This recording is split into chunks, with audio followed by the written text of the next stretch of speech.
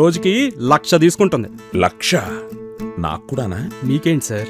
ఎమ్మెల్యేగా మగాడేగా. తిరిగిపోయింది సార్. ఎంత తిరిగినా 1,00,000 ఏంట్రా సార్? అంతకన్నా తక్కువైతే నాలంటోడు కూడా వెళ్తాడు కదా సార్. సెక్యూరిటీ ఉందా? వచ్చేవాళ్ళు మీలాంటి పెద్ద తలలే కదా. మీ సెక్యూరిటీలో మీరెలాగో ఉంటారుగా. ఈ టీవీ ఛానల్స్ కి పత్రికల వాళ్ళకి తెలిస్తే మీరెలా తప్పించుకుంటున్నారో మేము అలాగే. పక్కా ప్రొఫెషనల్. మీకంటేనా?